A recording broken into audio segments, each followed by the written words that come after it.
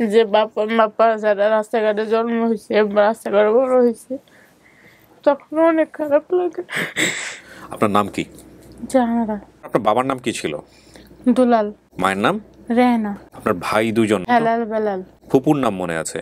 হ্যাঁ, নীলু। ফুফাতো বোনের নাম? ফালানি আলামিন। ভাইয়ের নাম আলামিন। এই ফালানি আগুনে পুড়ে আহত হয়। জি। চাচাতো তিনজন বোনের নাম মনে আছে না? হুসনেরা, খাদিজা, রোশনারা। ফুপুর নাম জুনু। আরেকজনের নাম মনে নাই? হ্যাঁ। ঠিকানা বলেছেন ময়মনসিংহ, গ্রামের নাম সরামপুর অথবা শ্রীরামপুর। শ্রীরামপুর, হ্যাঁ। বাড়ির পাশে নদী আছে, নদীর সাথে স্কুল আছে, বাড়ির আশেপাশে 2টা বাজার আছে। বাড়ির গঠন হচ্ছে পাটের খড়ির বেড়া ছিল, ওপরে গমের খ্যার ছিল। আসসালামু আলাইকুম প্রিয় দর্শক এবং শ্রোতা। আল্লাহ সর্ব অবস্থায় আমাদের সবার মঙ্গল করুন, সেই দোয়া এবং শুভকামনা সবসময়ের মতো। আমি কিবরিয়া আপনাদের সঙ্গে আছি। Studio of creative arts limited, সংক্ষেপে SOC এর সামাজিক যোগাযোগ মাধ্যমের জন্য নির্মিত অনুষ্ঠান আপন ঠিকানা দেখছেন আপনারা। SOC বেশ কিছু অনুষ্ঠান নির্মাণ করে, তার মধ্যে আপন ঠিকানা, যেটার মাধ্যমে আমরা ছোটোবেলায় হারিয়ে যাওয়া ছেলেমেয়েদেরকে, শত শত ছেলেমেয়েদেরকে, আলহামদুলিল্লাহ 450 ক্রস করেছি আমরা অনেক আগেই, 500-র দিকে আমরা ধেয়ে চলেছি। তো আলহামদুলিল্লাহ প্রাউডলি আল্লাহর নামে বলতে চাই যে খুব শীঘ্রই হয়তো আমরা বলতে পারবো যে বিগত 4 থেকে 4.5 বছরে 500 ছেলে মেয়েকে আমরা অক্লান্ত পরিশ্রমে আল্লাহ আমাদেরকে সুযোগ দিয়েছেন যে তাদেরকে আমরা পরিবারে ফেরাতে পেরেছি আপনাদের ঐকান্তিক প্রচেষ্টায়। আরেকটি অনুষ্ঠান হচ্ছে লাইভ, যেখানে বিভিন্ন মানুষের জীবনের গল্প তুলে ধরা হয়, বিভিন্ন আঙ্গিক জীবন গল্প, এবং যে গল্পগুলো কখনো মানুষের জীবন পরিবর্তন করে দেয়। আর শেখার জায়গা থেকে ডেফিনেটলি অনেক কিছুই আছে। আর আরেকটি হচ্ছে ব্র্যান্ডিং বাংলাদেশ। আপনারা জানেন যে শূন্য থেকে শেখরে পৌঁছানো মানুষদের নানা রকমের জীবন যুদ্ধের গল্প সেখানে উঠে আসে। আরও একটি হচ্ছে ওয়ান, সমাজের বিভিন্ন শ্রেণীর খেটে খাওয়া মানুষের জীবন যুদ্ধের গল্প নিয়ে ওয়ান। আপনারা নিশ্চয়ই জানেন আমাদের ওয়ানের যে ইউটিউব চ্যানেলটি আছে সেখানে বেশ কিছু গল্প এসছে। আমাদের আসলে ইনফ্রাস্ট্রাকচার ডেভেলপমেন্টের কারণে আমরা বেশ কিছুদিন যাবত ওয়ানের এপিসোড ছাড়তে পারছি না। খুব শীঘ্রই আবার ওয়ান শুরু হয়ে যাবে, এগুলো আপনারা নিয়মিত দেখতে পাবেন। এবং ওয়ানের যে এপিসোডগুলো সেগুলো কিন্তু আমাদের ফেসবুকে আসে না, শুধুমাত্র ইউটিউবে। আপনি ওয়ান সার্চ দিলেই আপনি চ্যানেলটি দেখতে পাবেন। তো আমার সঙ্গে যিনি রয়েছেন আজকে, সে তার পরিবার খুঁজতে এসছে, আমি কথা বাড়াবো না। যারা এই অনুষ্ঠানে অংশগ্রহণ করতে চান দয়া করে আমাদেরকে ফোন করবেন। আমাদের ফোন নাম্বার হচ্ছে 09639887777। এছাড়া আপনারা চাইলে মেইলও করতে পারেন। আমাদের মেইল অ্যাড্রেস হচ্ছে sharemystory24@gmail.com। আপনার নাম কি? জাহানারা। জাহানারা। জাহানারা বয়স কত আনুমানিক? আনুমানিক আমি ধরে রাখছি 32। 32। জাহানারাটা কি আপনার বাবা মার দেয়া নাম? জি। নাম চেঞ্জ হয়নি পরবর্তীতে? না, হ্যাঁ। চেঞ্জ হয়েছে? না না। জাহানারা, ঠিক আছে। তো জাহানারা আপনার বাবার নাম কি ছিল? দুলাল। দুলাল। মায়ের নাম? রেহানা। রেহানা বেগম। হ্যাঁ। আপনার ভাই দুজন নাম মনে আছে বলেন তো? হেলাল বেলাল। বেলাল আর হেলাল। জি। ফুপুর নাম মনে আছে? হ্যাঁ, নীলু। উনি আপনার বাবার চাচাতো বোন ছিল? হ্যাঁ। আর বাসা বাড়িতে কাজের লোক দিত এবং সে নিজেও ঢাকায় কাজ করতো? হ্যাঁ। ফুফাতো বোনের নাম? ফুফাতো বোনের নাম ফালানি আলামিন। আর ভাইয়ের নাম আলামিন। এই ফালানি আগুনে পুড়ে আহত হয়। জি। এটা একটা ক্লু। বাবারা 2 ভাই 1 বোন। হ্যাঁ। চাচার নাম মনে নাই, চাচাতো 3জন বোনের নাম মনে আছে, নামগুলো বলেন। চাচার নাম হইছে, আমার কাছে লাগে মন্তে দিয়া নাম। মন্তে দিয়া? হ্যাঁ। আচ্ছা, আর চাচাতো বোনের নাম? চাচাতো বোনের নাম হুসনেরা, খাদিজা, রোশনারা। রসনারা আপনি বলছেন হতে পারে। হ্যাঁ। ফুপুর নাম? ফুপুর নাম জুনু। জুনু। 2জন ফুপু? হ্যাঁ। একজনের নাম ঝুনু হলো? না, এটা আমার বাপের বোন। হ্যাঁ, বাবার বোনই তো ফুপু হবে।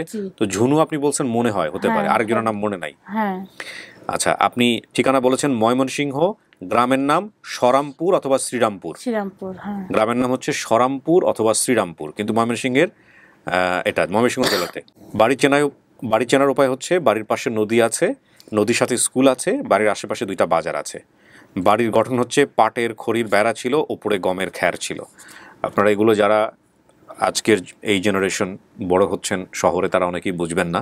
বিশেষ করে 90-এর দশকের আগের সময়টাতে গ্রাম অঞ্চলে যারা বড় হয়েছেন তারা বুঝবেন যে পাটের খড়ির বেড়াটা আসলে কি, আর উপরে গমের খড়টা আসলে কি। এগুলো উত্তরাঞ্চলে অনেক বেশি হতো।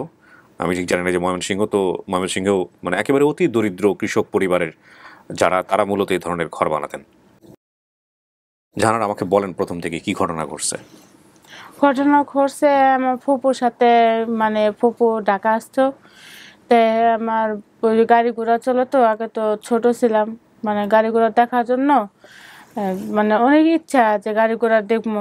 আমার ফুপুর সাথে ঢাকা আসলাম, আপনি যে ফুপুর সাথে ঢাকা আসছেন আপনার বাবা মা জানে হ্যাঁ, আমার বাবা মা দিতে চায় নাই, আমি কান্না করে আইছি। যে গাড়ি দেখবো ঘোড়া দেখবো? হ্যাঁ হ্যাঁ, ঢাকা শহরে গেলে গাড়ি ঘোড়া দেখা যায়। হ্যাঁ, হ্যাঁ, সেটা গাড়ির জন্য আসছি। আমার আমার ভাইয়েরাও কাঁদছে। আমি ট্রলারে উঠে গেছি, তো আমার ভাইয়েরা আসছিল যে নদীর কাছে, আমাদের ঘরের সাথেই, বেশি দূরে না নদীরা। হুম, তা আমার বাপের চাচারাই, মানে আমার বাপের ভাই, চাচতো ভাই, হেরা যে ট্রলার চালায়, হ্যাঁ ট্রলার দিয়ে আইছি ময়মনসিংহের ঘাটে। হুম, ওখান থেকে আমার ফুপা আবার উঠলো ট্রেনে, কতক্ষণ হাঁটলো, হাইটা তারপর ট্রেন উঠছে। জি, ট্রেনে উঠা তারপরে যে ঢাকা আসলাম। ঢাকা আইসা আবার আমার ফুপু যে কাজের লোক দিত বাসায়, ওখান থেকে আবার আমার মানে মানুষের বোঝা লাগে না যে একটা পোলাপাইন নিলে বা একটা মানুষ নিয়ে গেলে একটা লাগে ভেজাল। তো এক বাসায় রেখে গেছে, চিনা পরিচিত, রেখে দিয়ে মানে গেছে। বাচ্চাটাকে রাখো, আমি কাজটা করে এসে বাচ্চাকে আবার নিয়ে যাবো। হ্যাঁ, হুম, সেটা বলছে। তা ওই বাসার লোক এবার যে লাড্ডু আছে না, লাড্ডু যে মিষ্টির লাড্ডু, ওগুলো একটা দিছে আমার খাইতে, আমি খাইছি। খাওয়ার পর আবার দিছে চাল বাজতে, ওই যে মোড়া চাল ফালাইতে লেগা। তা আমি ওটি বাসি নাই। তা আমার মানে বলুন কি যে মানে ওই লাড্ডুটা যে আমার কাছে ভালো লাগছে, তো ফ্রিজের থেকে আবার খুলে আবার খাইছি। খাইয়া তারপরে আমার কাছে অনেক ভয় লাগছে যে কোন সময় মারে, তো এই জন্য আমি আবার বাইরে গেছি। কেচি গেট খুলা বাইরে গেছি, গলির থেকে বাইরেছি। বাইরানোর পিছিয়ে আবার মানে হারাই গেছি যে আমি আর কোন পাই না। গলিতে আবার ঢুকতে নিয়ে গেছি, আর গলি বাসা পাই না। যে বাসা আমার রেখে আছে ওই বাসার খুঁজেই পাইলাম না। পরে এমন হাঁটতে হাঁটতে, যেমন আমি যেখানে বড় হয়েছি এখানেই জুরাইন, ওটা পাইলো কিভাবে আপনাকে? ওখানে পাইছি। আমি রাস্তায় 3 দিন বসে আসলাম। 3 দিন 3 দিন বসে কি করছেন আপনি? রাতের বেলা কই থাকছেন? ওই রাস্তায়। কি বলেন? হ্যাঁ, তখন তো আমি ছোট না, হ্যাঁ, তখন তো আমি চায় আমাকে খেয়েছি মানুষের থেকে। ওই যে মসজিদে নামাজ পড়ে বাইরে সবাই দেখতাম। চাইতো ওই ভিক্ষুকরা ওইভাবে হ্যাঁ আপনি হ্যাঁ, চাইতেন? ওখানে আমি চাইছি।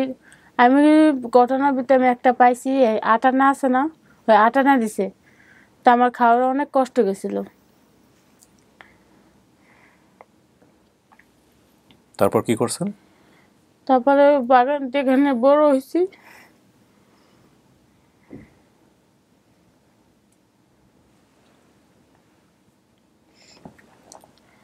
তো যে আমার বড় করছে হ্যারে পাইছে। হেরে এসে কেমনে নিল আপনারে? হ্যারে হ্যাঁ একটা বোনজি আছে আচ্ছা, আমার, আর হ্যাঁ ডাকি আমি নানু কয়া।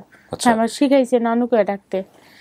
তাই আর বোনজি আমার পাশে, মানে সমবয়সী, আমি একই বয়সে ছিলাম। তো ওই স্কুলে পড়তো, হয়তো একটু চঞ্চল ভাবে ছিল। তা আমার দেখে তোকে, তুমি এখানে বসে আছো কেন, তুমি এখানে মানে তুমি এখানে কার সাথে আইসো? আমি কিছু, আমার এখানে কেউ নাই, আমি হারাই গেছি। তা ও কি করছে, ওর বাসায় নিয়ে গেছে, তোর আম্মুর কাছে নিয়ে দিছে। তোর আম্মু আবার হ্যাঁ যে নানুটা কি, হ্যাঁ হ্যাঁ বোন, হ্যাঁ 2জন বোন নিয়ে দিছে। তবে আর আমার পাইলে বড় করছে। আপনারে জিজ্ঞেস করে নাই বাড়ি কই, কোত্থেকে আসছো? জিজ্ঞেস করছে, আচ্ছা, বলছি যেটুক পারছি ওটুক কইছি। তো এতটুকু বললে তো ময়মনসিংহে গিয়ে তো খোঁজ করার কথা ছিল, কেউ খোঁজ না, করে নাই? এরা করে নাই। এত বছরেও করে নাই? বিয়ে হয়েছে কবে আপনার? আমার বিয়ে হয়েছে 10-11 বছর হয়েছে। আপনার জামাইয়ের তো করা উচিত ছিল। না, উনি যেটুক কর্তব্য হ্যাঁ করছে, কিন্তু এমনি করে না। হ্যাঁ ময়মনসিংহে গেছে, গেছে? আমার নিয়েও গেছে। তারপর? পরে ওখানে ওই যে কি ঘাট, হালুয়ার ঘাট না কি ঘাট কয়, ওখানে নিয়ে গেছে আমারে। তা আমার একটু মানে লাগে আবার লাগে না। ময়মনসিংহ হালুয়াঘাটে? ঘাটটা যেমন পরিচিত লাগে আবার লাগেও না। ওই যে জিনিসটা আগে যেই পরিবেশে আসলে হয়তো এটা নাই। আচ্ছা, ওই জন্য মানে এতই করি না। হোটেলে ছিলাম, আমার ছোট যখন বড় মেয়ে হয়েছে তখন 2 বছর 2.5 বছর হইব, তখন গেছিলাম। খোঁজ পাইলেন কেমনে আমার অনুষ্ঠানের? আমরা এক ভাইয়া দেয়া পাইছি। ভাইয়েরা ভাইয়া বলছে, হ্যাঁ উনি জানে আমার সব ঘটনা। তা বলছে আমি তাহলে দেন। আপনি অনুষ্ঠান দেখছেন, দুই একটা দেখেন জি নাই? হ্যাঁ, দেখেছি, হ্যাঁ। বাপ মায়ের কাছে যাওয়ার ইচ্ছা হয়? ইচ্ছা কার না হয়। কারো চেহারা মনে আছে, বাবার চেহারা, মায়ের চেহারা? হ্যাঁ, বাবা মার সব চেহারা মনে আছে। বাবা মার চেহারা সবসময় আমি মানে চোখে বাসে। বাবা কি করতো? বাবা ওই কিসের কাজ করতো। কৃষি কাজ করতো। জি। ভাই বোনদের মধ্যে আপনি কি ছোট ছিলেন না বড় ছিলেন? বড়। বড় ছিলেন। আপনার ছোট 2টা ভাই ছিল। হ্যাঁ। আহারে, পুরো জীবনটা কেমনে চলে গেল না? ওই যে ঢাকায় ঢুকছেন, এরপর আর ঢাকা থেকে বেরোতে পারেন নাই? না। ঢাকা ভাল লাগে নাকি বাড়ি ভাল লাগে? কিভাবে বলুন, বাড়ি তো বাপ মা তো মানুষ কত কথা বলে যে বাপ্পা যারা রাস্তাঘাটে জন্ম হয়েছে, রাস্তাঘাটে বড় হয়েছে, তখন অনেক খারাপ লাগে।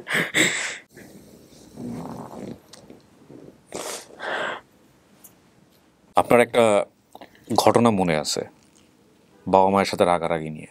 হ্যাঁ। কি হয়েছে একটু বলেন তো বিস্তারিত। আমার বাবা তখন মানে আমি ছোট, তখন আমরা মার সাথে কি নিয়ে লাগছে জানি না, কিন্তু আমার বাবা কেরোসিন খাইছে। কেরোসিন খাইয়ে তারপরে শরীরে মাখা রোদিতে ডাব দিছে। কেরোসিন খেয়ে নদীতে ডাব দিছে, মানে নদী করছে, ডাব দিছে। পরে আমার চাচতো ভাইয়েরা কাকারা সবাই উঠাইছে, ওরা পেটের থেকে কেরোসিন মানে করে বাই করছে। এটা আপনার ছোটবেলায় দেখা? হ্যাঁ। এখানে ওনার যেসব তথ্য উনি দিয়েছেন সেই সব তথ্যের জায়গা থেকে সমস্ত তথ্যই গ্রহণযোগ্য তথ্য, এবং দুলাল জাহানারা বলছি, দুলাল রেহানা বেগম, ওনারা যদি বেঁচে থাকেন, বয়স তো বেশি হওয়ার কথা না, আল্লাহ যদি ওনাদেরকে বাঁচিয়ে রাখেন, তাহলে খুব সহজেই ওকে দেখে চিনতে পারবে। আর যেসব ঘটনা এসছে খুবই শক্তিশালী ঘটনা। একটা মাত্র মেয়ে, তাও বড় মেয়ে, সে হারিয়ে যাওয়ার পরে পরিবারের কী অবস্থা হয়েছিল সেটা আপনারা নিশ্চয়ই বুঝতে পারেন। উনি বলেছে যে আরেকটা তথ্য আছে, চাচারা কিন্তু ট্রলার চালাতো। হ্যাঁ, আমার বাপের চাচতো ভাইয়েরা ট্রলার চালাতো। সেই ট্রলে করে ময়মনসিংহ সদরে আসতো ওনারা, সদর থেকে ট্রেনে করে ঢাকায় এসেছিল। ঠিক আছে, তো এই নীলু ফুপুর সাথে মূলত বেড়াতে আসছিল, আসার পরে উনি হারিয়ে যায়। তো এত বছর পরে আল্লাহ যদি ওনার কপালে লিখে রাখে উনি বাড়ি ফিরবেন, নিশ্চয়ই বাড়ি ফিরবেন ইনশাআল্লাহ। আমরা সবাই মিলে যে কাজটা করব, ফেসবুকে যারা দেখছি, ইউটিউবে যারা দেখছি, চেষ্টা করব। দেখুন, চেষ্টার কোনো বিকল্প নেই, আমরা শুধু চেষ্টাটুকুই করতে পারি আল্লাহর নামে। একটা জিনিস আপনি যদি মাথায় রাখেন, পৃথিবীতে আমরা সবাই খুব ক্ষণিকের জন্য এসেছি, একটা টাইম পিরিয়ডের জন্য, ঠিক আছে? এবং এই পৃথিবীতে আমরা কেউই থাকবো না, কোনো সন্দেহ নাই। আমাদের আগের যারা মহাপুরুষ ছিলেন তারাও থাকেননি, কিন্তু প্রত্যেকেরই ভালো কাজগুলো কন্টিনিউ করবে, প্রত্যেকেরই ভালো কাজ। যেমন ধরেন এই ভিডিওটা নিয়ে যদি আমি বলি, এই ভিডিওটা নিয়ে আপনি চেষ্টা করেছেন, এবং চেষ্টা করার পরে হয়তো আপনার চেষ্টা আল্লাহ কবুল করেছে এবং উনি তার বাড়িতে ফিরে গেছেন, উনি তার পরিবারে ফিরে গেছেন। এই পৃথিবীতে ওনার ওই পারিবারিক সম্পর্কের দ্বারা ভবিষ্যতে যত রকমের পজিটিভ ঘটনা ঘটবে, সব কিছুর সওয়াব কিন্তু চাইলে আল্লাহ আপনাকে দিতে পারেন। তো এরকম ভালো কাজ যেটা মৃত্যুর পরেও কন্টিনিউ করা হয়, মৃত্যুর পরেও কন্টিনিউ থাকে, সেই রকম ভালো কাজের সুযোগ যাদেরকে আল্লাহ দেয়, সেই সুযোগগুলো আমাদের সবার নেওয়া উচিত আমি মনে করি। সুতরাং সবাই মিলে একটু চেষ্টা করুন। আর মানবিক দিক থেকে যদি আপনি দেখেন, তাহলে অত্যন্ত মানবিক একটা কাজ, এবং পৃথিবীতে যত ভালো ভালো কাজ আছে সেই কাজগুলোর মধ্যে অন্যতম একটা কাজ। আমরা যেন কেউই নিরাশ না হই, পাওয়া যাক বা না যাক, তাওয়াক্কালতু আলাল্লাহ, আমরা চেষ্টা করতে থাকবো ইনশাআল্লাহ। জাহানারা, আপনি বেশি বেশি করে আমার ভিডিওগুলো দেখেন, কীভাবে আমরা এখানে গেট টুগেদারগুলো করি সেগুলো একটু দেখেন। আর আপনার যদি সব তথ্য ঠিক থাকে, আমরা ইনশাআল্লাহ আপনার পরিবারকে খুঁজে বের করবো ইনশাআল্লাহ। প্রিয় দর্শক এবং শ্রোতা, আমরা আজকের মতো এখানেই শেষ করছি, একটা ভালো সংবাদের প্রত্যাশায়। আসসালামু আলাইকুম।